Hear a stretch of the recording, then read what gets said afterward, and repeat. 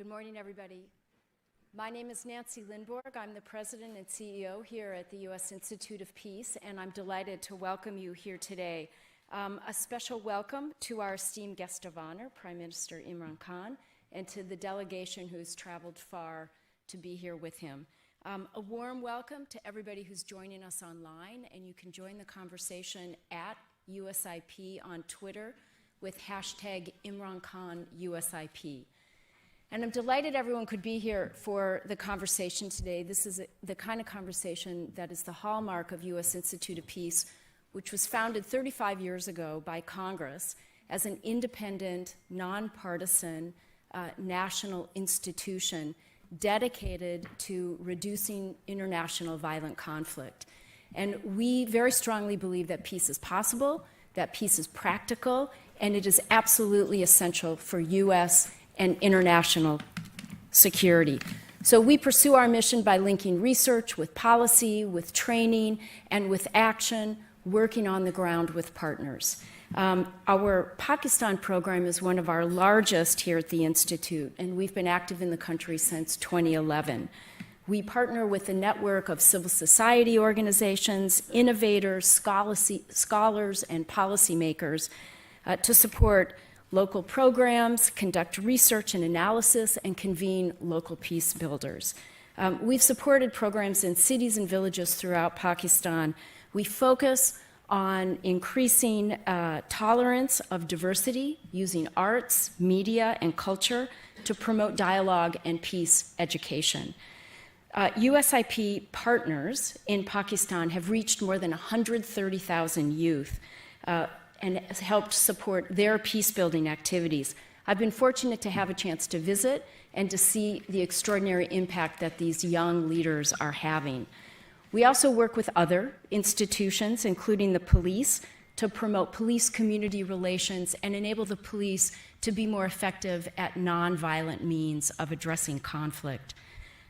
We use our trusted networks in the U.S. government and in Pakistan to facilitate 1.5 and 2.0 dialogues to offer opportunities for policy specialists and those close to decision-making on both sides to think of other solution sets and to offer innovative approaches to break through policy obstacles. So we have a long history also of hosting Pakistan top political officials. Last year, we were honored to host Pakistan's Foreign Minister, Shah Mahmood Qureshi, who's here with us today. Welcome. And we're also delighted to have with us Pakistan's ambassador to the U.S., Asad Khan, who's a good friend. Pleased to have you back with us. Today, of course, we are honored to have with us Pakistan's Prime Minister, Imran Khan. This is his first visit to Washington since becoming Prime Minister last August. We have had the honor of hosting him in the past. The last time you were here was in 2009. The Prime Minister comes to Washington at a particularly critical moment in U.S.-Pakistani relations. And yesterday, hopefully we'll hear more about it, he met with President Trump for the first time to discuss cooperation between U.S. and Pakistan. So today we thank Prime Minister Khan for the opportunity to hear his insights into developments in Pakistan and what we can expect from Pakistan on the international stage. After the Prime Minister's opening remarks, I'll host a moderated discussion with him and then take questions from the audience. We have people circulating with note cards. Please write down your question and pass them in to a U.S. volunteer, and we'll also be taking questions from online. And with that, please join me in giving a warm welcome to Prime Minister Imran Khan.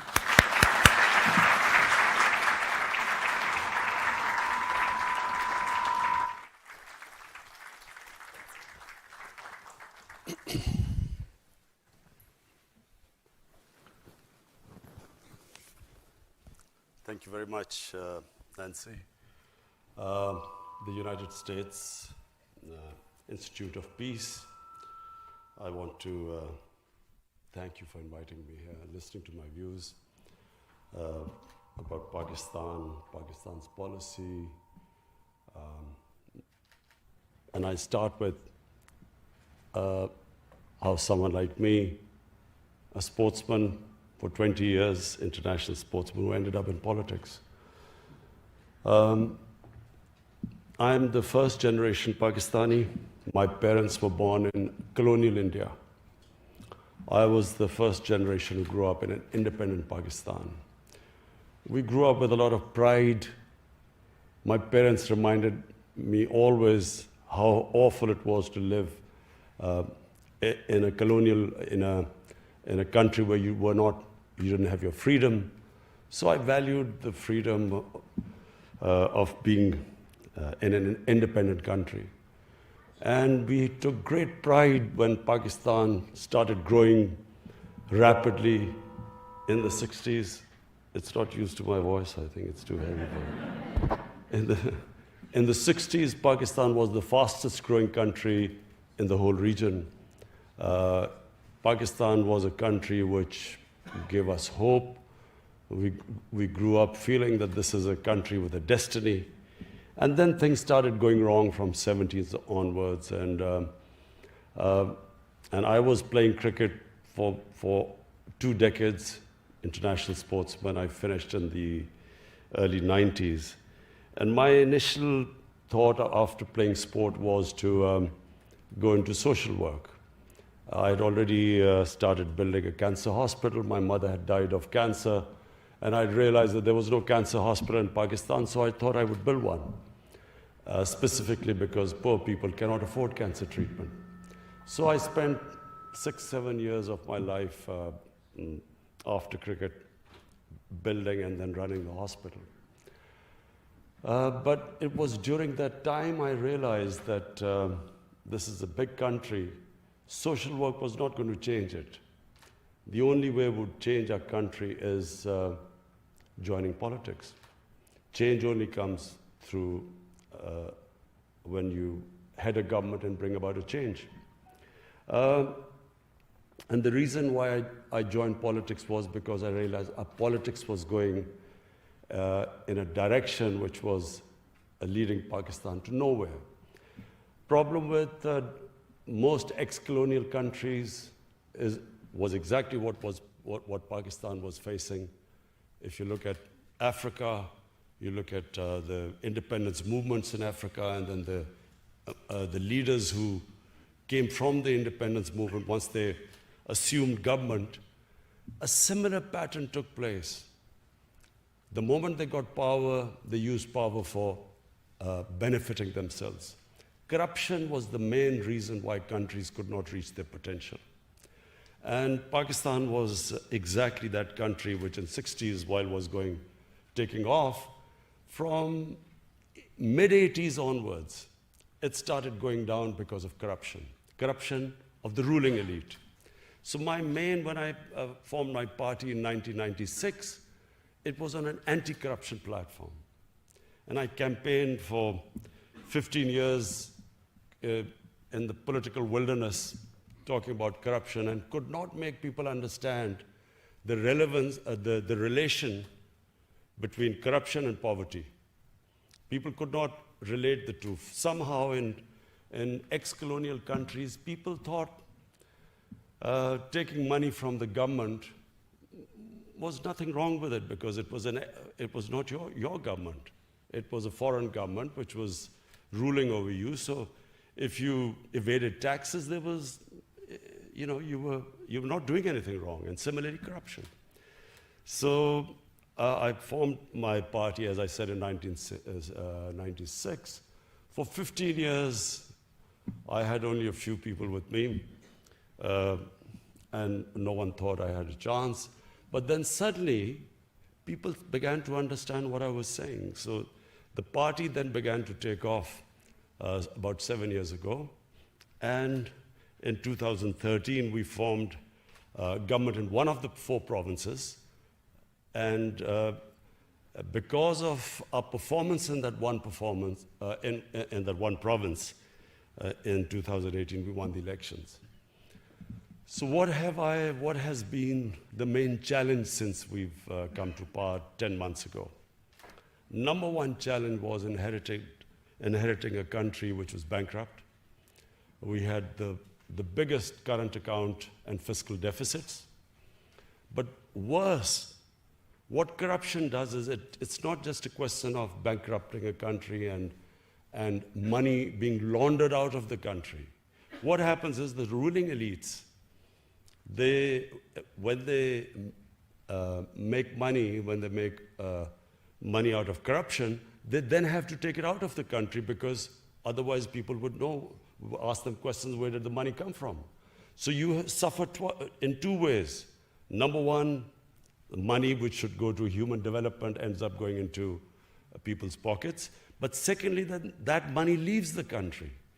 And in my opinion, which I spoke to President Trump yesterday, the biggest problem that the world faces is about $1 trillion leaving developing and poor countries and either going into offshore accounts or they end up in Western countries. And this is impoverishing, this is causing more deaths than through terrorism, than through drugs. The amount of people dying of hunger and disease, lack of education, not having clean drinking water, is because of the ruling elites and developing world taking that money out and parking it into, as I said, offshore accounts or Western countries. So we faced a similar situation. We had the biggest current account deficit and fiscal deficit. But the other aspect of corruption is that in order for the ruling elites to take money out, they have to destroy the state institutions. Because if the institutions are strong, they would not be able to take the money out. For instance, if your anti-corruption body is strong, if your justice system is working, is robust, if your taxation department, like equivalent to the Indian revenue here or the IRS here, if these institutions are strong, you cannot take money out of the country. But that's the biggest damage these corrupt ruling elites do to developing world. They destroy these institutions. So, you can recover the money, but what you can't, to build institutions takes time. So the biggest challenge we have faced since we've been in power is trying to build the state institutions. And, we have succeeded, we have turned around various institutions, but it is a slow process. The relationship which we had with our neighbors, the other priority we have tried to instill in Pakistan amongst the people is that we must have good relationship with all our neighbors. Because Pakistan at the moment, most of all, needs stability. We need stability for economic progress. We need peace. And so for peace, we need to have a good relationship with our neighbors. So first was me trying to reach out to India. India is, a country which we've had turbulent relationship with. But unfortunately, because of one issue of Kashmir, whenever we have tried, whenever relationship has started to move in the right direction with India, some incident happens, and that's all related to Kashmir. We go back to square one. And so I reached out to my counterpart in India, the Indian Prime Minister, assured him that, you come one step towards us, we will go 2 steps towards you, because the biggest problem India and Pakistan face is poverty. And the best way we can reduce poverty is if we start trading with each other. The next was Afghanistan. We again have had a difficult relationship with Afghanistan. And so we have reached out. I have invited President Ghani to Pakistan. And, it's a sort of long story, but we are moving towards, fortunately, we're all moving towards the same direction. There's a convergence now in Pakistan, in the US, that there is no military solution in Afghanistan.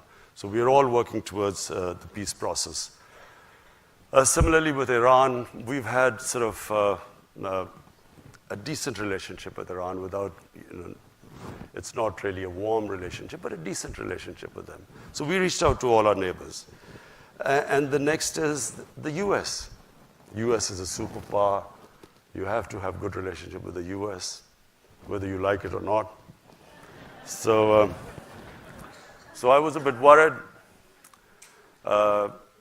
when I was invited to meet President Trump. I've been in limelight, public life for 40 years. And sort of when I've gone to meet people who are famous or well-known or in power, you normally get advice that, what you should do, what questions you should ask when you meet them. But never in my life have I had so many suggestions before I was going to meet President Trump. Inundated. And I have to say that it was one of the most pleasant surprises, not just for me, for my delegation. The way, the hospitality, the way he, straightforward, charming way he treated us, so we were all blown over. We loved the meeting with the president yesterday. But above all, we decided on how we will now have a close relationship between Pakistan and the US. How we will now ensure that there is no communication gap. The period from 2003 or 4 to 2015 was the worst in the relationship between Pakistan and the US. Pakistanis felt that they were fighting the US war. No Pakistani was involved in 9/11. Taliban were in Afghanistan, Al-Qaeda was in Afghanistan, but Pakistan ended up involved in that war, and we lost 70,000 people. We lost over $100 billion lost to our economy. And yet, there was mistrust. Pakistan felt it was doing its best. It could have stayed out of the war, and yet, Pakistan participated in the war, and Pakistan took a battering. There was a point when people like us thought, are we going to survive? Because there were suicide bombs going on every day. There were no sports team used to visit Pakistan, forget about investors. And so we passed through a terrible period, but at the same time, the US thought we weren't doing enough. We were playing a double game. So that was, in my opinion, the worst. It was the worst phase between the relationship between US and Pakistan. I was one of those, and I came here, I think in 2009, and I tried to explain to people here that there was no military solution in Afghanistan. I met, then Democrats hadn't come into power, the elections hadn't happened just before President Obama won the elections. I tried to explain I had a meeting organized, there's Dr. Ikram here, he organized a meeting with Joe Biden, John Kerry, Harry Reid, towering figures of the Democratic Party. And I sat there and tried to explain to them the history of Afghanistan, of Pakistan's tribal area, and tried to explain to them that there will be no military solution. But I realized they had no idea. People in the US had no idea about the history of Afghanistan and the sort of conflict they had got involved in. And fortunately, this time, everyone knows, people understand. So why do I think that we will now have the very best of relationship with the US? Because we are all on the same page. Previously, Pakistan army was supposedly fighting for the US, this war on terror, but the US did not think we were doing enough.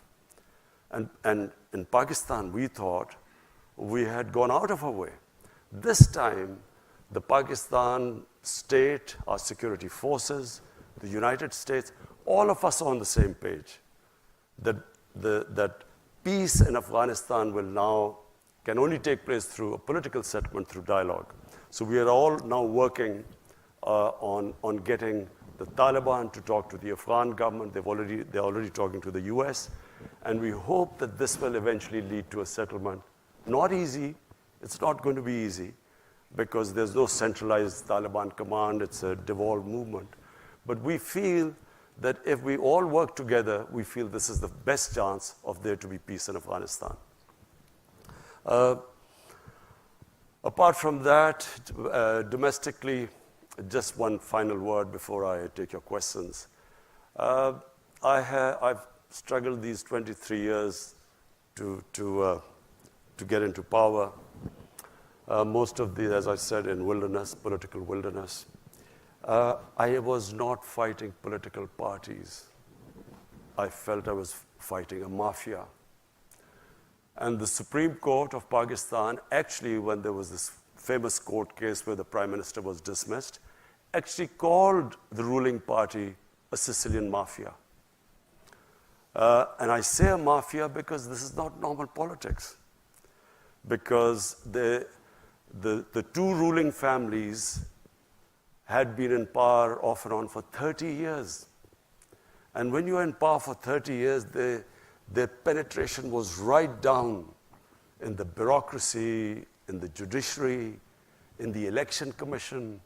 They had enormous amounts of money. And so we won because we mobilized the people. We mobilized the youth of Pakistan. We were very fortunate that Pakistan has 60% of Pakistanis are below the age of 30. They became our big support. The young people rallied around us. And it was the biggest public movement in Pakistan in the last 50 years.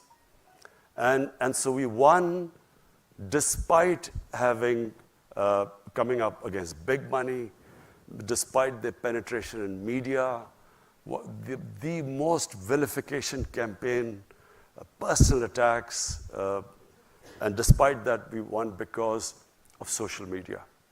This is the new, had there been no social media, probably we would not have been able to beat the established parties. And since we have been in power, we are still up against the mafia. The problem has been to fix the economy, but at the same time, we have had the entire opposition trying to destabilize the country. So twice they have tried to create this uncertainty that there's been a run on the rupee. We almost had a run on the rupee because of them predicting that all fake news that IMF had told us that the rupee would go to a certain number. All wrong, but putting pressure on the economy all the time. Finally, I can say right now, after 10 months, we have finally stabilized the economy. And we feel now that after stabilizing the economy, we feel that we can now move ahead and start our reforms. Our reforms are very straightforward. We believe that real development is human development.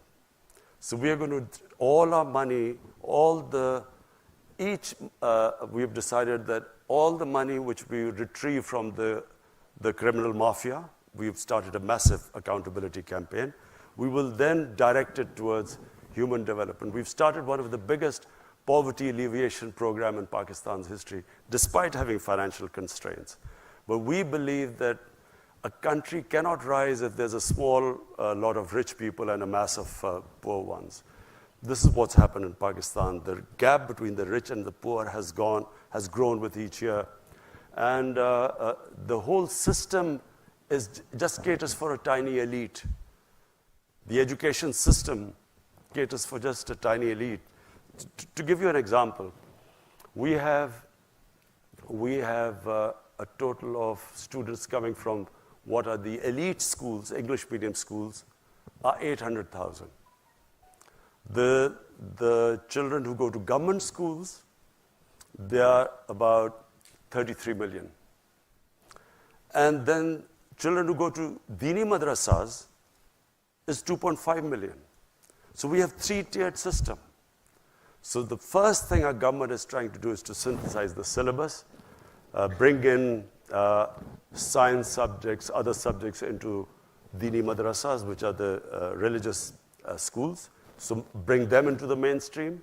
Similarly, in the Urdu medium schools, teach them English. so that we equip them for higher education. So we're trying to bring the education system, which is the biggest problem our country faces, and the most difficult problem. So that's number one. Secondly is the Pakistan taxation system. We have the lowest tax GDP ratio in the world. We have, out of a population of 210 million people, we have only taxpayer, barely people, 1.5 million people pay taxes. So there's no way you can sustain a country if you do not expand the tax base. So we now are in the process, very difficult process, convincing everyone to come into the tax net. There are a lot of strikes going on right now, but we feel that we will be able to overcome them. Because it's imperative now that the Pakistani people pay taxes. The challenge, of course, has been that this mafia, I call this mafia, in 10 years, just so that you understand what they have done to our country. Because later on, people, you might ask me, why is this political victimization? What I call accountability, people will say political victimization. But I'll just tell you what they've done to our country in 10 years. The total debt of Pakistan in 2008, before these two parties came in, when General Musharraf left, the total debt of Pakistan in 60 years was 6 trillion rupees. In the last 10 years, they've taken it from 6 trillion to 30 trillion rupees. So where has this money gone? I've set up a commission, a debt commission, which is now going to find out where this money disappeared. So which is why we are going through this problem of finding out what happened to our country. How come we got so indebted? So the problem with having such a huge debt is that in the last year, the total tax revenue which we collected, half of it went to servicing debts. So you can't have 210 million people just surviving on this already a very low tax base and then half of it going into debt servicing. So for that, we are expanding our tax base. But what we are doing now in Pakistan is the first time in 1960s any government is going to take this step. We are now moving towards encouraging industrialization. In 1960s, Pakistan's industrial production was equal to 4 Asian tigers' industrial production: Indonesia, Malaysia, Philippines, Thailand. The combined industrial production was equal to Pakistan's in 1960s. After that, unfortunately, we deindustrialized. Our exports actually went down because our policies just did not encourage industrialization. So we now have embarked on a program of industrializing our country. We are giving incentives to industry. So we have, the main programs in Pakistan are, number one, poverty alleviation. We have allocated the biggest amount to alleviate poverty.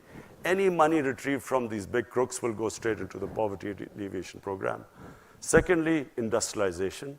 We are now encouraging our industry, specifically export industry.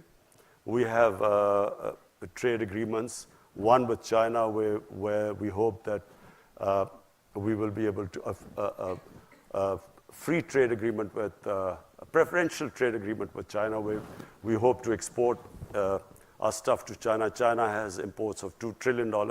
So industrialization. And third is agriculture. Pakistan is basically an agricultural country, and we are hoping to get technology transfer from Europe, from China. Hopefully, we've spoke to companies in the United States so that we can improve our yields. Pakistan has the lowest yields, one of the most productive lands, but the lowest yields. So what we hope is that this three-pronged attack, we will be able to raise Pakistan's economy, provide employment to our people, improve productivity. So this is basically where we are headed. Thank you.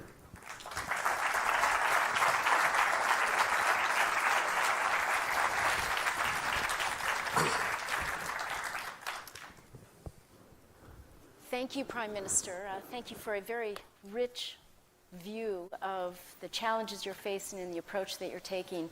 I wanted to start, you gave us a taste of your meetings yesterday with President Trump, and in the past you've spoken also about your commitment to take a different approach to U.S.-Pakistan relations than previous Pakistan leaders. And I'm curious if you wanted to say a bit more about what is the difference with your approach and how's that resonating during this visit in Washington, and how do you see the future between U.S. and Pakistan? You see, Nancy, I always felt that the relationship between Pakistan and the United States was never multi-pronged. It was basically a transactional relationship. So, for instance, in the 80s, Pakistan was fighting the jihad against the Soviets. And so the US was helping Pakistan, was providing aid. And Pakistan was, the various groups created in Pakistan were then conducting attacks inside Afghanistan against the Soviets. The moment that the Afghan jihad ended, the US packed up and left. And not only did they leave, Pakistan was slapped with Pressler sanctions. So Pakistan then was left with 4 million Afghan refugees, a number of militant groups which had been created to fight the Soviets, all dressed up and nowhere to go. We had heroin, drugs that were used at some point to pay for the fighting in Afghanistan. So Pakistan, then first time we had these sectarian attacks and sectarian militant groups, which were first time we heard of sectarian attacks inside Pakistan. Then comes 9/11, and Pakistan again joins the US. I was then, I only had one seat in parliament at the time, and I remember when General Musharraf was consulting all of us that the US wants us to join them in the war. I opposed it. I thought Pakistan should stay neutral. And I'll tell you why I thought Pakistan should stay neutral. We had created these jihadi groups in the 80s. We had indoctrinated them in the idea of jihad, that foreign occupation in Afghanistan, it was a religious duty to fight them. So all these groups, including Al-Qaeda, had arrived in Pakistan. Now comes 9/11, then the US invades Afghanistan. And now we are trying to tell these same groups who had close links with the Pakistan army, because they were created by the Pakistan army, now we are telling them that no, it's because the good guys are there, it's no longer jihad. Now, obviously, a lot of them turned against the Pakistan army, because Pakistan army was then trying to neutralize them. So what we went through, and I just briefly mentioned earlier, it was the worst time in our history. These groups turned against the Pakistan army and the state of Pakistan. And not only that, there were linkages between these groups and the Pakistani security forces, because they had created them. So we had insider attacks, we had, the GHQ was attacked, generals were killed, ISI headquarters were attacked. The army, at one point, the army could not go into the cities in military clothes or with military cars. It was that bad at one point. And then, of course, the second thing was the tribal areas. We should never have sent army into the tribal areas, because the tribal area per capita was the most weaponized area in the world. For people who don't know, tribal area is the border between Afghanistan and Pakistan. It was always an autonomous area. The British never occupied it during their rule since 1890. So it was an autonomous area. It ran by its own rules. So in 2004, under pressure from the United States, Pakistan army went into the tribal areas to flush out Al-Qaeda. Now, what happened was that after Tora Bora in Afghanistan, few of the Al-Qaeda moved into our tribal areas, which were semi-autonomous. So when they sent the army in, armies are not meant to go into civilian areas. Whenever you send your army into civilian areas, you can ensure that there will be human rights abuses, there will be collateral damage, there will be innocent people killed, because there's no army there. They're just guerrillas operating from villages.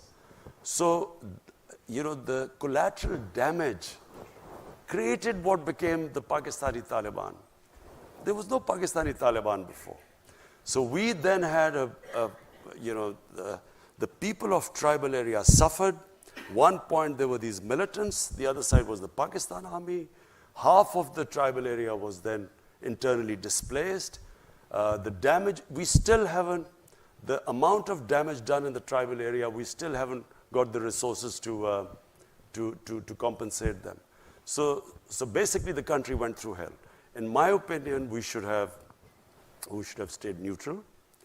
That way we would have had control over these militant groups, and we could have in our own time neutralized them. But because we became a part of the US war, they turned against Pakistan. And so now what I feel, there was a watershed in Pakistan, in Pakistani politics.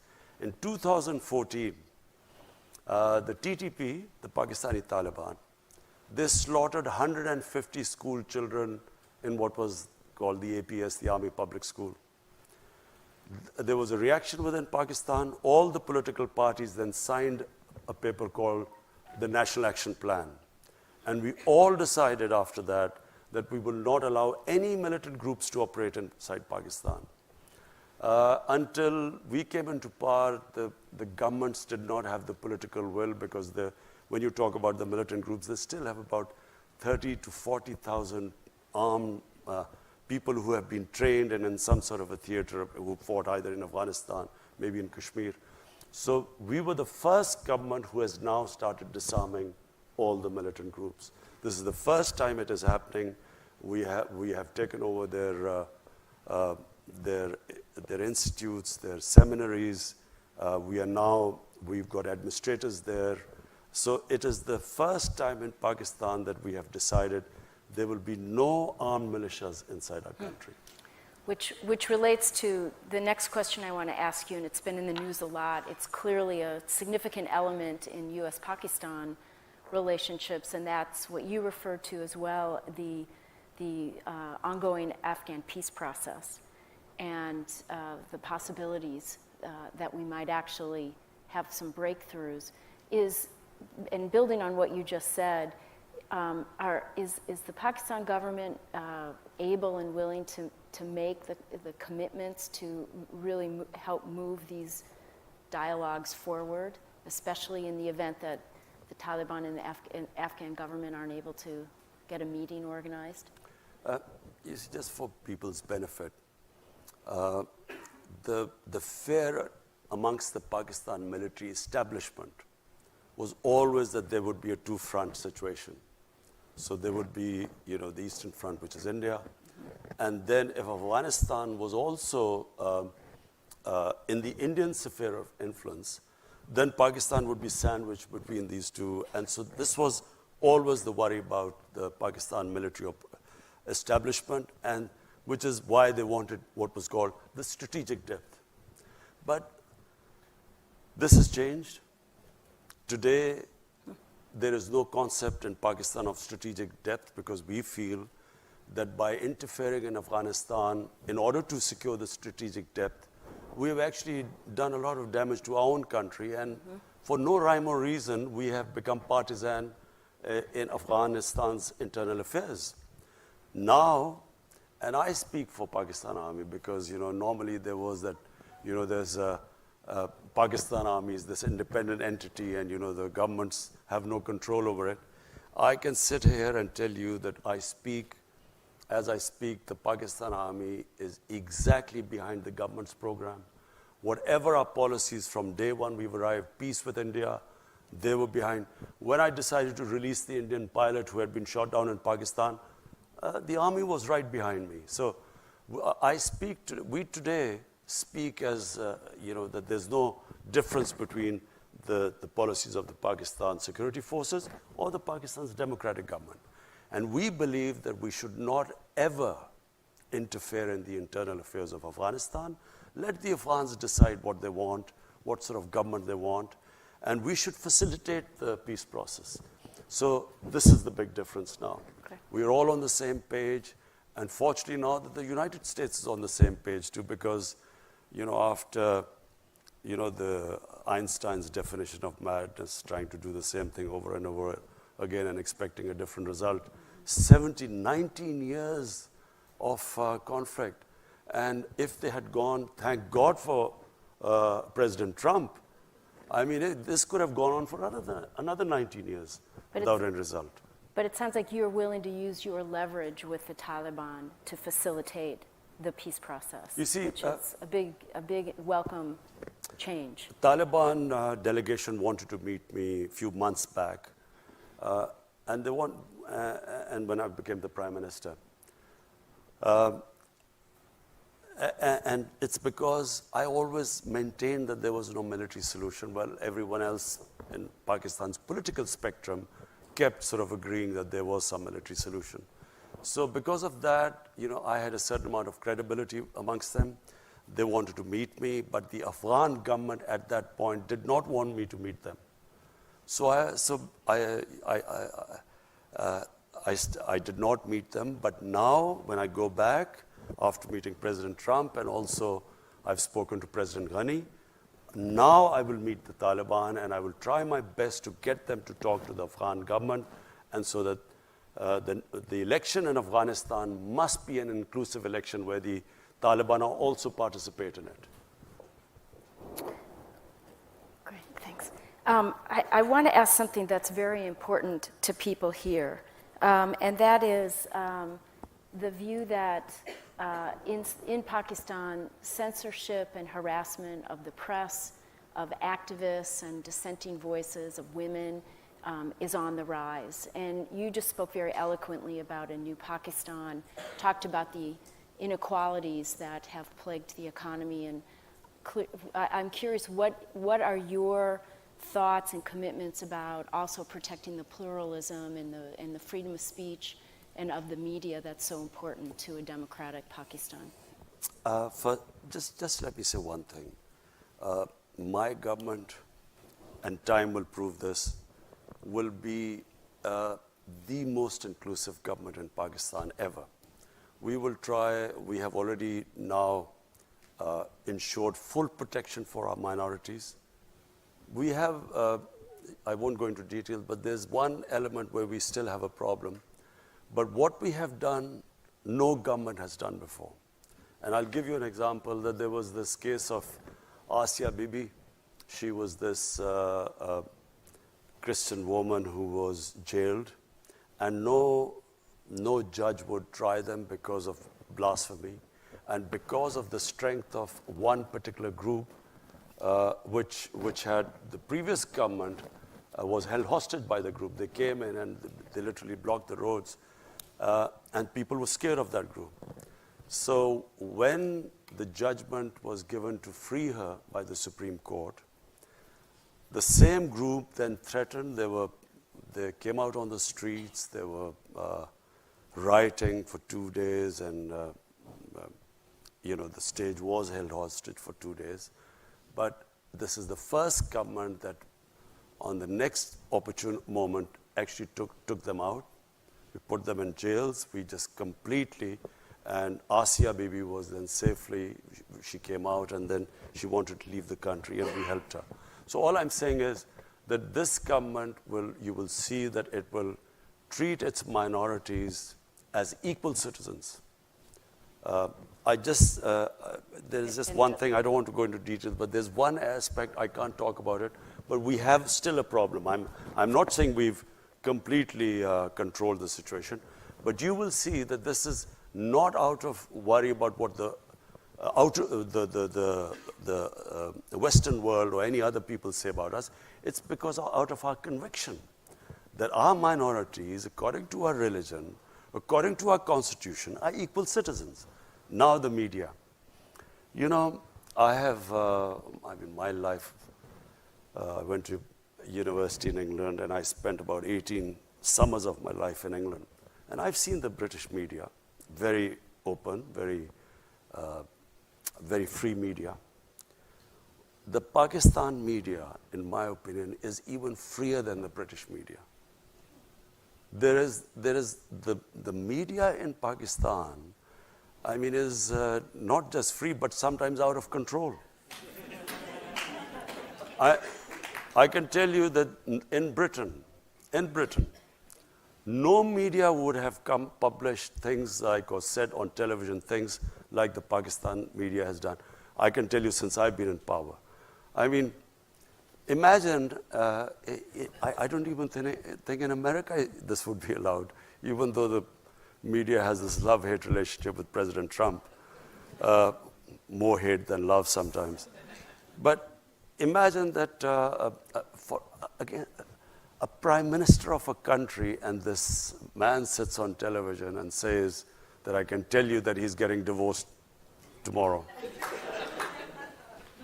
So if there was some truth in it, you would, okay, if he had some knowledge. But there's only me and my wife living together. Where did he get this information from?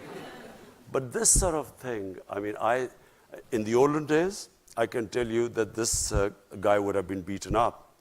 Nawaz Sharif's time, the previous prime minister, he had journalists beaten up. Asif Zardari, people were petrified of him. People would disappear. In my time, I went to the legal channels, I reported it to the media, I went into the court.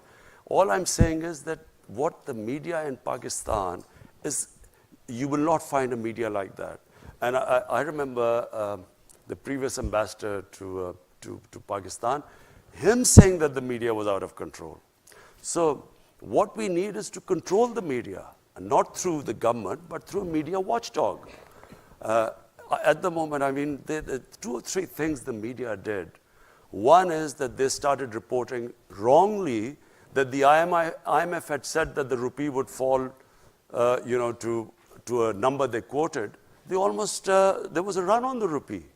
Who would do that? First, you're fighting in the biggest economic crisis in your history. Second, you have media coming up with this false news about causing a run on the rupee, or the finance minister's change, and so on. So I feel very strongly that we will strengthen the media watchdog. It is not censorship. We will strengthen the media watchdog. But there are 70 channels or 80 channels in Pakistan. Only 3 channels reported that they were having some problems.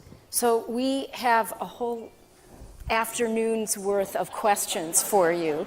But before I go, I just need to ask you one last question. It's very important for USIP's mandate, and that is the number of international NGOs that are raising concern about the increased difficulty of working in Pakistan. And fully understanding that the government has a role in registering these groups and in regulating the space, many of them are complaining of a very arbitrary process that ultimately is hampering very genuine efforts to work in partnership with Pakistani organizations and the government, and examples of forced expulsions. Is your government committed to addressing this issue? It's been going on since before you took office. And I think there are hopes that you might be able to do something to make it a more transparent and fair process. Absolutely. The foreign minister has been dealing with this issue, and we have tried to work out to have these guidelines for NGOs. I run the 2 biggest NGOs in Pakistan, which is the Cancer Hospital and the university. But we did have problems, and I can just frankly tell you the reason why these restrictions came. There was an issue of Shakil Afridi, who was working for a NGO. The doctor. The doctor, and the NGO was what is Save the Children? Save the Children. So after that, the result was that the extremists, militants, started targeting NGOs. Specifically, we had one of our biggest problem was that the polio workers were being targeted. So many of the polio workers were shot after that. So after that, we are trying to streamline it, make sure that this doesn't happen again, because that affected the activities of other NGOs. In fact, one of the NGOs gave a statement condemning that NGOs should not be allowed for espionage or that sort of stuff. But we are already looking at it. There were 3 German NGOs which had left Pakistan, but after being cleared, they've come back, and we're looking at a case-to-case basis. I know there'd be great appreciation for that. So, number of questions, none of them small. Here's from Twitter. Any progress on restarting the U.S. security assistance? Some of these we can make rather short. No, I never asked for any assistance. Okay. Also from, asked for understanding, not assistance. Also from Twitter, what's an ideal Kashmiri solution from the Pakistan perspective, and one that you believe the Pakistan people will accept? I think it should not be the Pakistani people anymore. It should be what the people of Kashmir want. And that really is the only solution. What do the people of Kashmir want? And presumably a process that surfaces that and enables it to take hold. Do you know, I'm told, because we had 3 foreign ministers who were in other parties who joined us. One of them, of course, is Shah Mahmood Qureshi.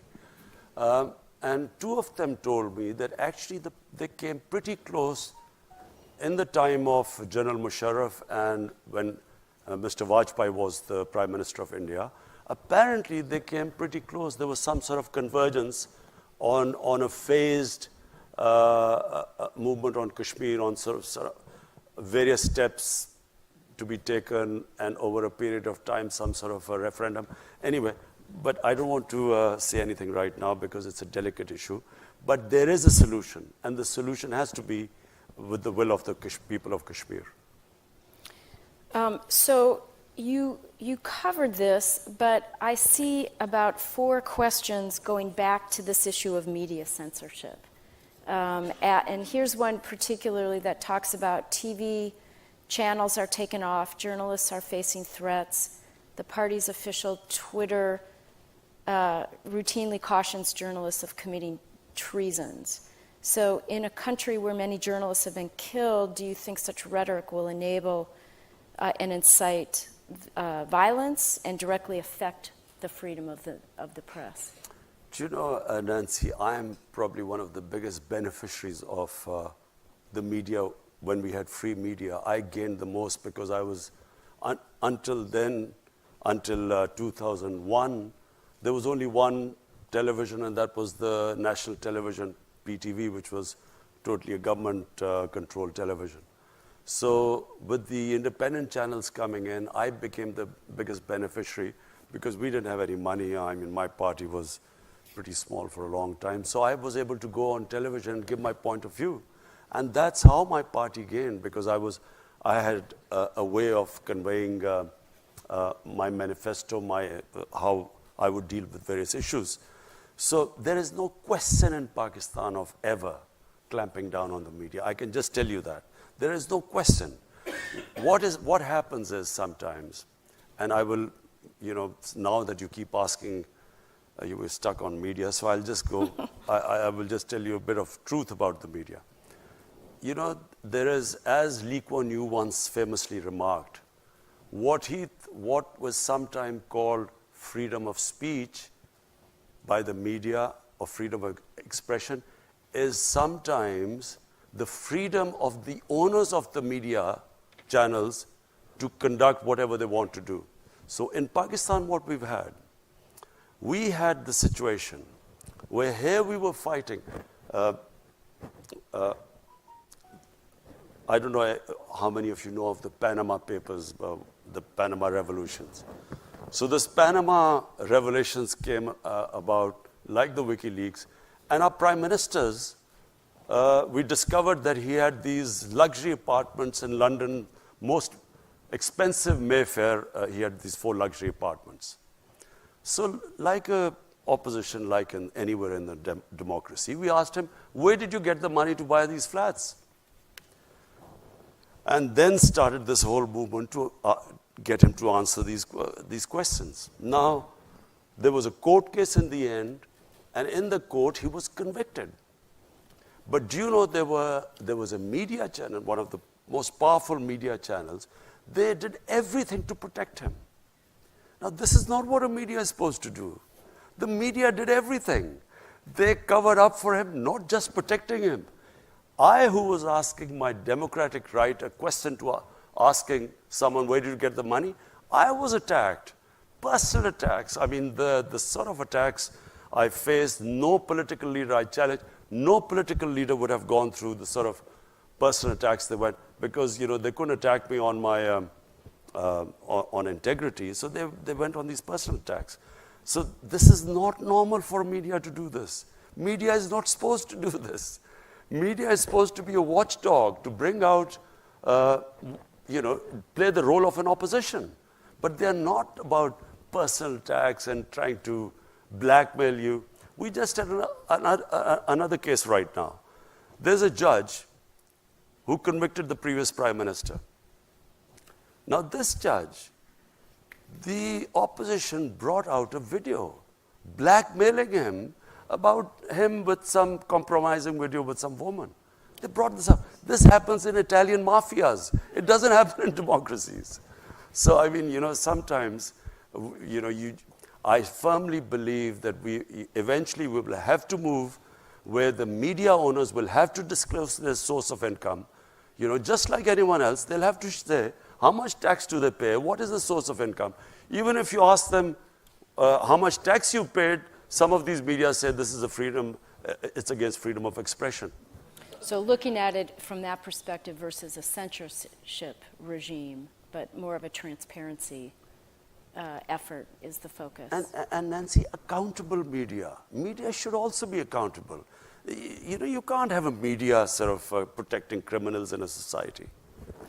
Okay, we're going to move the conversation. Here, there are a number of questions about Afghanistan. I think you've covered that. But here's one specifically asking, how do you view the peace talks about Afghanistan hosted by both Russia and Uzbekistan? You know, we should really get all the neighbors of Afghanistan involved with the peace talks, because this is, it should be the interest. Pakistan, the United States, and Afghanistan. These three countries today are the most interested in having peace in Afghanistan. But not all neighbors are interested in peace in Afghanistan. Because, you know, for various reasons, people have their own, other countries have their own agendas. So I firmly believe that the US should try and co-opt as many countries as possible, because there will be people who will be trying to, you know, put a spanner in the works. And so if the neighbors are all involved, there's a much better chance of the talks going smoothly. And speaking of neighbors, there's a question saying, and you mentioned this in your opening remarks, what role can Pakistan play in easing the rising tensions with Iran and a number of other countries, including the United States, without damaging some of your other relationships? How are you thinking about that? You see, Pakistan is, you know, we're really indebted to Saudi Arabia, we're indebted to UAE, because the way they came forward, you know, when we were confronted with this, when we took over government, we only had 2 weeks of foreign exchange reserves. So we were staring at a default, and these countries came forward to help us, and so we are really indebted to them. But my worry about Iran is, I think, I'm not sure whether all the countries realize the gravity of the situation if there's a conflict with Iran. People don't understand, you know, this is not going to be the same as Iraq. This could be much, much, much worse. It will have great consequences for Pakistan, adverse consequences for our country. It could unleash terrorism, which people would forget Al Qaeda and those types, because the Iranian, the Shia element in Islam is very cohesive. They have a much greater sense of martyrdom than the Sunni Muslims. The battle might be quite short if it goes ahead and bombing airfields and so on. But the consequences after that, my worry is that not many people fully understand it, and I would strongly urge that there should not be this conflict there should not be another military situation. Pakistan has already suffered. I said, what we went through these last 15 years, the last thing we want is another conflict on our borders. And, we would do anything. I mean, if any role Pakistan can play in this, we have already suggested this to Iran. Until recently, Iran was willing, but then when somehow I felt that Iran is getting very desperate, and I do not think they should be pushed into a situation where this leads to a conflict. Another question via Twitter. What are some of the concrete steps your government is taking to ensure that the military operates under civilian leadership? Something you alluded to in your earlier comments. You see, in Pakistan, we had 3 martial laws, and the last one was General Musharraf's. I think General Musharraf's martial law was a watershed in Pakistan, in the sense that there was a opinion across the board that when you have bad democracy, the answer is not to have a military government. Because the military government comes in, it's like curing cancer with Disprin. For a while you feel good because they are organized, it's an organized institution. But eventually, you end up in even a worse situation, because then democracy starts all over again. And what we need in Pakistan now is an extended run of democracy.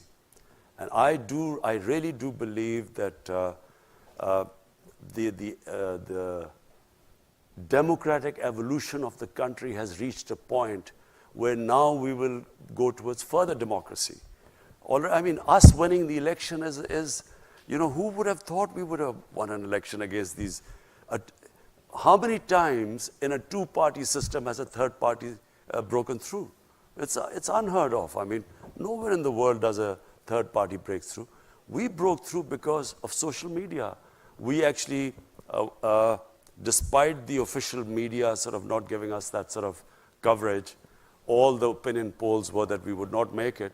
But it was the social media and the young people who came out and made us defeat the 2 established parties. And I think the process will keep going on. I think that in Pakistan, people have tasted freedom. They understand, the power of the vote. In fact, social media has actually democratized the whole world. Everyone now has, they have Twitter. Everyone can participate. That's how we're getting questions. Yeah. Well, I have 2 related questions on that I think build on the vision that you just articulated. And the first is, what will the government do to address closing space for civil society? And how does that fit into your vision? And closing space for civil society and activists. I don't understand. How is the government? Well, I think You're closing space for civil society? There's another question about Gulale Ismail and other activists. You're talking about PTM. PTM. Yeah, that's PTM. It's called civil. I think they're saying it's a broader civil society question, but it's actually related to PTM. Look, all these years I kept saying, when Pakistan, I stood up in the National Assembly in our parliament in 2004. I objected to the Pakistan army being sent into our tribal areas.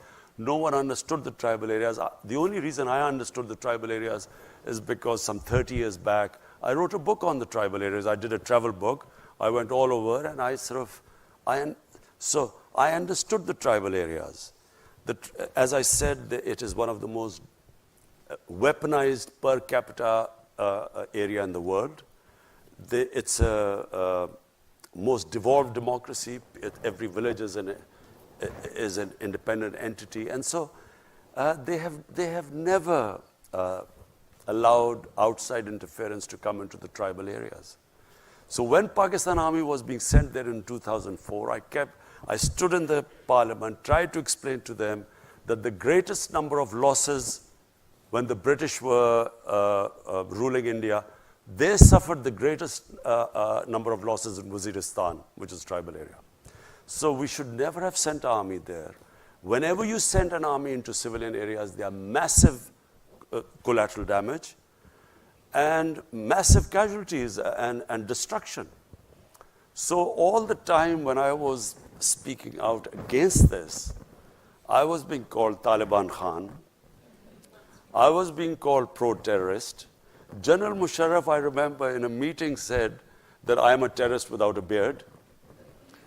And so once this whole thing was over, this young Pashtun movement started. And this Pashtun movement was correct, what they were saying.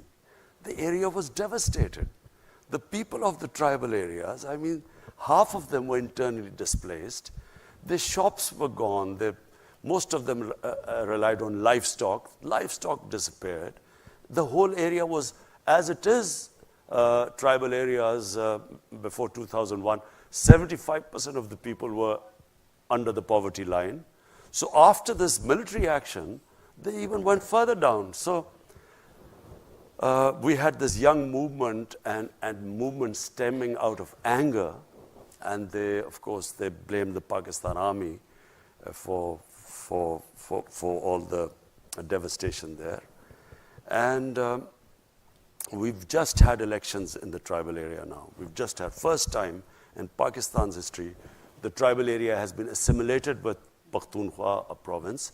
And first time we've had election, and I'm very pleased to say that PTI won the election. But we have now injected the greatest amount of money in the tribal areas to develop it. Never has so much money been allocated for development there. But you know, the reason why there were problems was that the PTM leadership started attacking the army.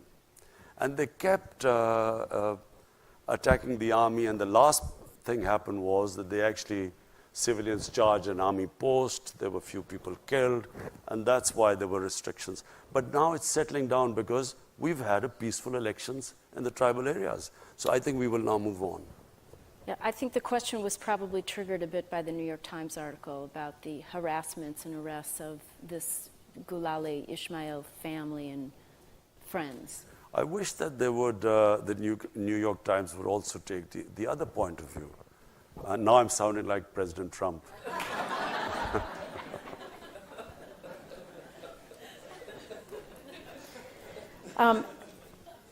So we have time for just a couple more questions. The U.S. has been asking Pakistan to do more in the context of terrorism. It relates a little bit to what you were saying. They particularly were asking Pakistan to do more in the context of JEM. And after the arrest of Hafiz Saeed, is this it? Will he stay in custody this time, or will he be allowed to go off again?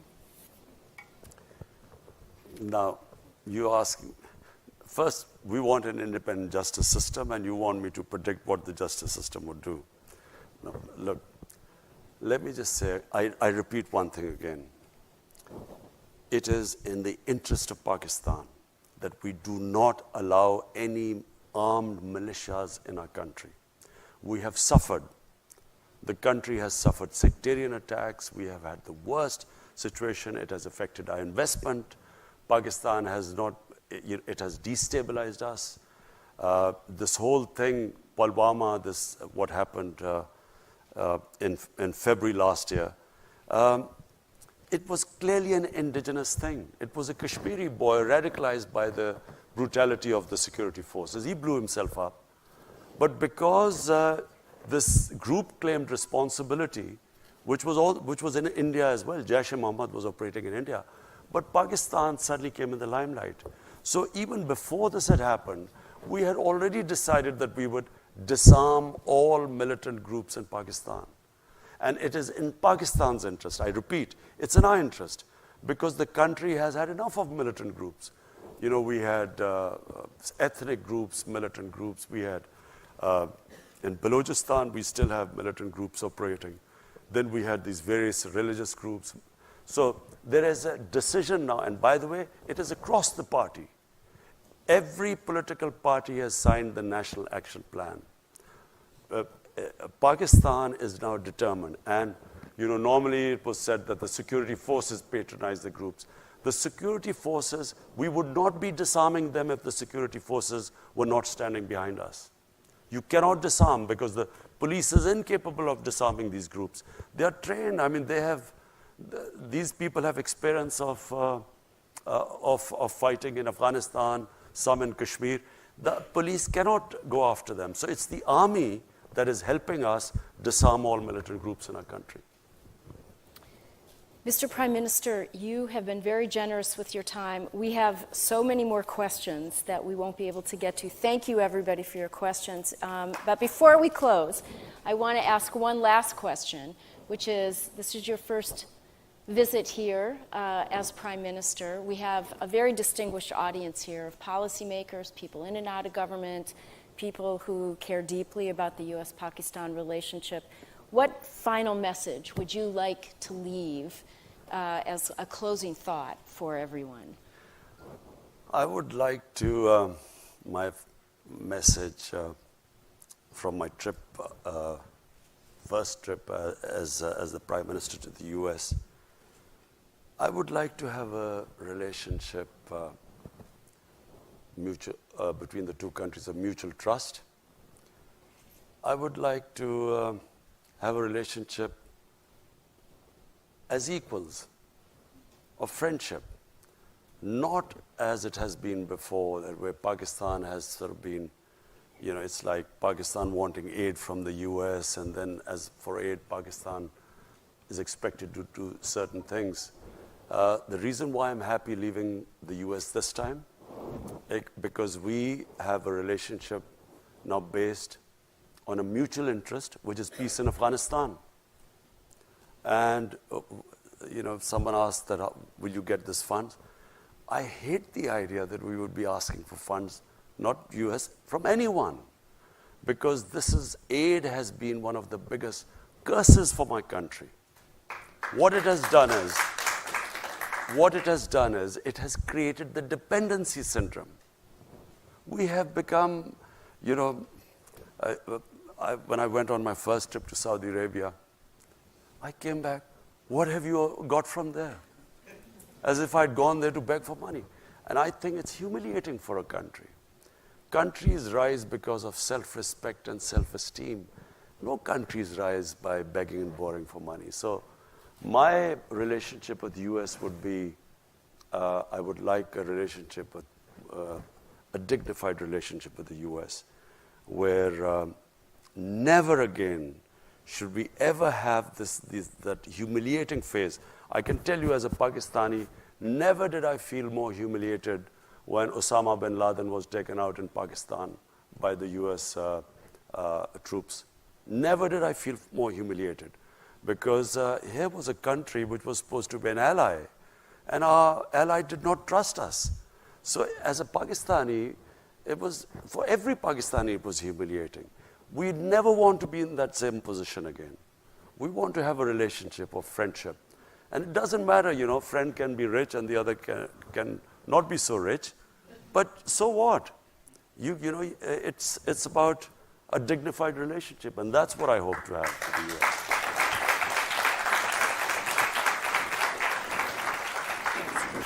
like to present you with a small token of our appreciation for your visit Thank you, here. Nancy. Invite you to come back and wish you all the best. Please join me in thanking the Prime Minister. Thank you.